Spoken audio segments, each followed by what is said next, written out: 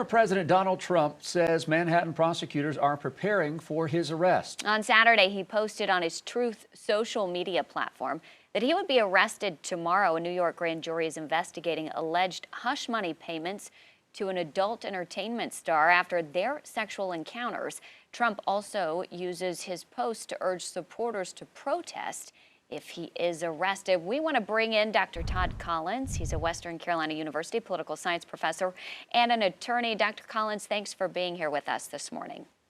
Thank you. Good morning to you. So is this arrest going to happen tomorrow? And what are the ramifications if and when it does happen?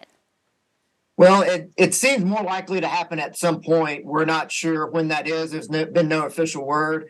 As my basketball bracket shows, I'm not a great predictor of these things either. So we don't know for sure if it's going to happen tomorrow or not. And it's not sure where former President Trump received that information. But it's not unusual for a high profile case like this, for a high profile potential defendant, for the prosecutors to work out some agreement about when someone will turn themselves in.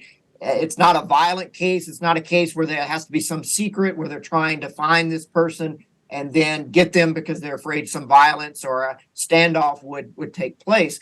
So it's not something that would be something secret, and it may be something that they would work out between the prosecutors and the defense attorneys. Well, don't you think the defense attorney, or at least the district attorney, they want this to be public? So they don't want behind closed doors negotiations and agreement. They want this to be public. They want to see Trump in handcuffs.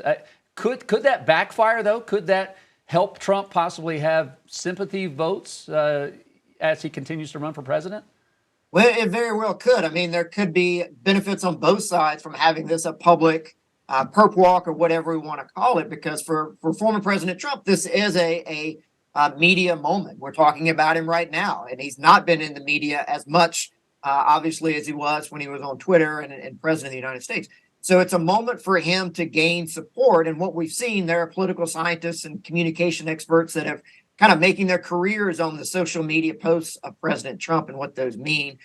Sometimes it's Trump saying, I'm the best and I'm the only one that can solve this problem. This is one that is more like Trump kind of playing the victim here, that this is happening to me. It's an injustice, similar to some of the claims that he made about the 2020 election and even 2016 election, that I'm going to lose this election and it's fraud. Here's what's going to happen. So we're kind of seeing Trump here using these posts as playing the victim, gaining support, really drumming up those loyalists that maybe haven't heard a lot from him lately.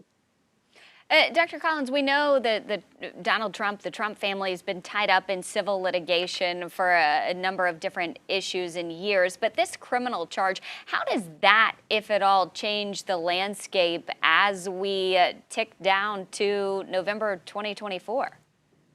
Well, you know, the Trump side and his supporters and even some pretty high-level Republicans that are basically running against him have come out and said that this is an injustice that is political in motivation. I think when we turn from a civil case, which is usually fines, those types of things, to a criminal case where somebody could be locked up, that creates a more serious, more intense charge, obviously. And so that really kind of changes the dynamics. One can think, well, I can always declare bankruptcy and get out of these civil liens or other things that happen. But when we're talking about criminal charges, people brought in front of a grand jury, brought in front of a jury, that really changes the dynamic, I think, from a civil case. And so it's more serious in a lot of ways, but yet it's also a chance for Trump to use this to gain more support with his loyalists and point out that this is a political process and that they've been trying to take me down for years. Here's another step of when they're trying to do that. You mentioned Trump's loyalists. We know that Trump mentioned on his social media site Truth to he called out on his supporters to launch a protest against what's going on. Does this sort of echo similar actions of what happened back on January 6th? We know that House Speaker Kevin McCarthy has said, hey, listen, I don't condone violence. There doesn't need to be violence because of this. People just need to be educated about the equal balance of law here. Right. And this is one of those cases where we have a First Amendment issue kind of butting up against what could be something inciting a riot, a clear and present danger. Right now, Trump's statements of protest, people have the right to protest as long as they do it peacefully. But it kind of butts up against that if he's trying to call for something similar to what happened on January 6th. He knows what happened on January 6th. We all know what happened. And that his statements did in some ways incite folks to go down to the Capitol and do the actions that took place there.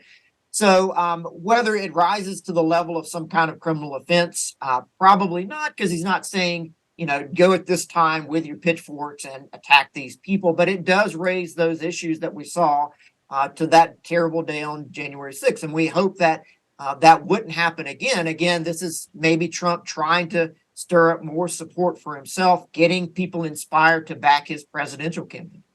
Dr. Todd Collins with Western Carolina University, political science professor and attorney. We always appreciate your insight, and thanks for being here with us this morning.